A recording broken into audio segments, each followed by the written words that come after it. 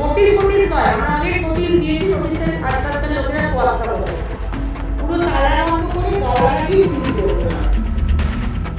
নমস্কার, news time ডিজিটালে আপনাদের সকলকে স্বাগত। আপনাদের সঙ্গে রয়েছি আমি মৌমিতা। আপনারা প্রত্যেকে জানেন যে প্রথমে তারাপীঠে ভয়াবহ অগ্নিকাণ্ডের ঘটনা এবং তারপর কলকাতার মির্জা গালিব স্ট্রিটের হোটেলে যে অগ্নিকাণ্ডের ঘটনা ঘটেছে, এই দুটি ঘটনায় 18 জনের মৃত্যু হয়েছে এবং তার পরবর্তীতে শহর কলকাতার এরকম বহু হোটেল যেখানে দেখা যাচ্ছে যে পর্যাপ্ত অগ্নিনির্বাপন ব্যবস্থা বা পর্যাপ্ত নজরদারি ছাড়াই কিন্তু দিনের পর দিন সেই হোটেল ব্যবসা চালিয়ে যাচ্ছেন হোটেল মালিকরা।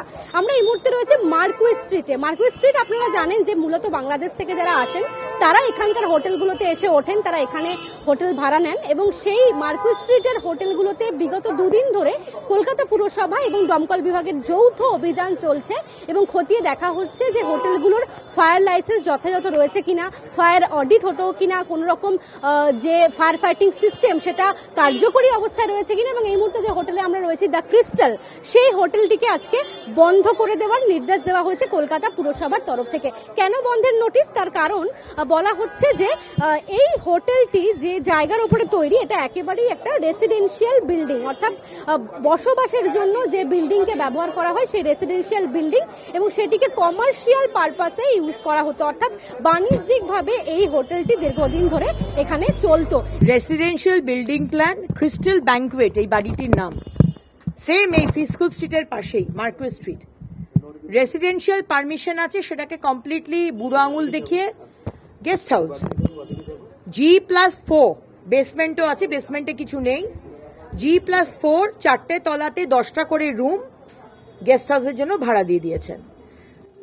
ফায়ার লাইসেন্স রিজেক্ট, নোটিশ ফোটিস নয়, আমরা অনেক নোটিশ দিয়েছি, নোটিশের আজকালকার লোকেরা তোয়াক্কা করে না, পুরো তালা বন্ধ করে গালা লাগিয়ে সিল করবেন, পুরো সিস্টেম নর্মে আনবে, মানে পাটরি পার আসবে, তারপরে আপনি আবার খুলে দেবেন, তার আগে কোনো খোলা কলকাতা পুরসভার তরফ থেকে যে নোটিশ দেওয়া হয়েছে সেখানেও আমরা যদি দেখি, দ্য কলকাতা মিউনিসিপাল কর্পোরেশন 22/8/2026 অর্থাৎ আজকের তারিখে সেই নোটিশ দেওয়া হয়েছে এবং স্পষ্টতই বলা হচ্ছে হোটেল ক্রিস্টাল, এবং নোটিশের যে মূল বক্তব্য সেটা হচ্ছে whereas during inspection as per the checklist it is being observed that the building being G+4 storage residential অর্থাৎ residential building is being used as guest house purpose which is in violation of the sanction plan of the state building, অর্থাৎ building এর যে plan রয়েছে, যে sanction plan রয়েছে, সেই অনুযায়ী এটা কিন্তু একেবারে রেসিডেন্সিয়াল বিল্ডিং এবং সেখানে এটাকে একেবারে কমার্শিয়াল ভাবে এটিকে কিন্তু ব্যবহার করা হতো। এবং সরাসরি আমরা ছবিটাও দেখাবো যে এখানে আমরা দেখতে পাচ্ছি যে কলকাতা পুরসভার তরফ থেকে বা বিল্ডিং বিভাগের তরফ থেকে ইতিমধ্যে যে দমকল বিভাগের যারা আধিকারিকরা রয়েছেন তারা কিন্তু ইতিমধ্যে এসেছেন এবং হোটেলের বিভিন্ন জায়গা তারা খতিয়ে দেখেন, যে স্যাংশন প্ল্যান রয়েছে, হোটেলের যে বিল্ডিং প্ল্যান রয়েছে সেগুলো তারা খতিয়ে দেখেন। ফায়ার লাইসেন্স নেই কেন? আরে আমি দেখছি তো এটা কাজ চালাচ্ছেন কিভাবে? লাইসেন্স অ্যাপ্লাই করেছি তো, দেখেন আপনি দেখেন নেই কেন? এই তো অফিসার বলছে নেই। ফায়ার অডিট হয়েছে আপনাদের হোটেলে? লাইসেন্স হ্যাঁ, ছাড়া হয়েছে, audit হোটেলটা হয়েছে। চালাচ্ছেন কি করে? কোনো লাইসেন্স নেই? এই যে দেখুন এটা আছে। ফায়ার লাইসেন্স ফায়ার লাইসেন্স রয়েছে? না, লাইসেন্স হয়নি। কেন হয়নি কেন? সেটা তো আমরা বলতে পারবো না কি কারণ। কোনো অ্যাক্সিডেন্ট হলে তার দায় কে নেবে? আমি ফার্স্টে শেষ কবে অ্যাপ্লাই করেছেন ফায়ার লাইসেন্সের জন্য? এটা কবে?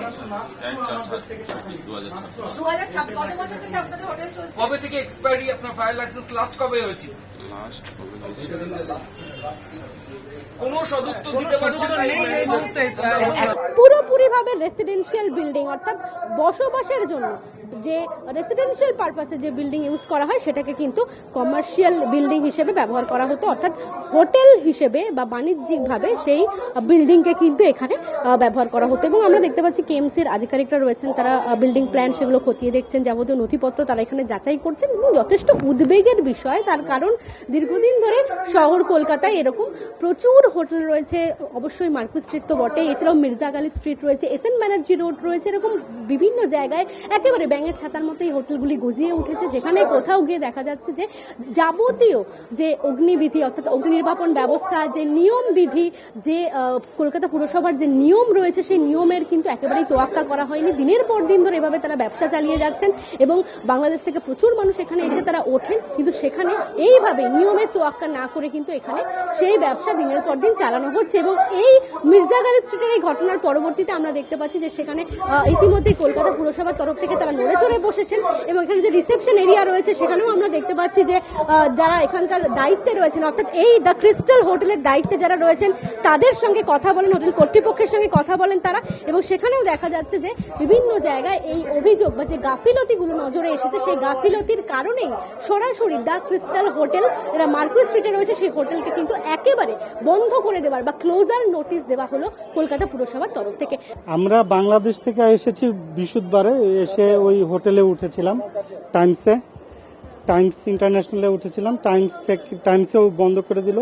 তারপরে ওরিয়েন্টে উঠেছিলাম, এরপরে আজকে এখানে এসেছি, এখানে রুম বুক করলাম। এর মধ্যেই ওনারা লোকজন এসে ইনস্ট্যান্ট বন্ধ করে দিল, এখন চলে যাচ্ছে। আমরা এসেছিলাম হলো আমার বাচ্চার ADHD প্রবলেম আছে, ওকে মেডিকেল ট্রিটমেন্টের জন্য। এর আগেও এসেছিলাম চেন্নাই, তো চেন্নাই যাব, কালকে যাব। এখন আমরা হাওড়া স্টেশনে। অনেক ভোগান্তি, বারবার হোটেল চেঞ্জ করা, করা। আর আমরা তো এখানকার লোকাল না, আমরা তো আসলে অ্যাকচুয়ালি জানি না কোনটা কোথায় লাইসেন্স নেওয়া আছে কোথায় নাই। শুনলাম কিছুদিন আগে আগুন লেগেছিল, 9 জন মারা গেছে। হ্যাঁ, এটা তো অনেক দুঃখজনক। একজন ব্যবসা করবে, উনার তো সকল সেফটি ইনশিওর করে তারপর বিজনেস করা উচিত অ্যাকচুয়ালি। এবং আগামী দিনেও এই অভিযান চলবে, কলকাতা পুরসভা এবং দমকল বিভাগ তারা যৌথ অভিযান চালাবেন এবং সেখানে যে যে জায়গায় গাফিলতি নজরে আসবে বা কাগজপত্র নথিপত্রের জায়গা থেকে যে ত্রুটি নজরে আসবে তারা কিন্তু যথাযথ কড়া ব্যবস্থা নেবেন, এরকমটাই পুরসভার তরফ থেকে বলা হচ্ছে। আমরা অবশ্যই এই বিষয়গুলোতে নজর রাখবো এবং আগামী দিনে যারা পর্যটকরা আসছেন বাংলাদেশ থেকে তাদের সুরক্ষা বা তাদের নিরাপত্তার বিষয়টাও কিন্তু ভাবা প্রয়োজন রয়েছে, সেই বিষয়ে নজর দেওয়া প্রয়োজন এবং কলকাতা পুরসভা তারা কতটা ব্যবস্থা নেয় সেই বিষয়টাও কিন্তু আগামী দিনে অবশ্যই সেদিকে আমাদের নজর থাকবে। ক্যামেরা তাপস ঘোষের সঙ্গে মমিতা মিত্র, নিউজ টাইম কলকাতা।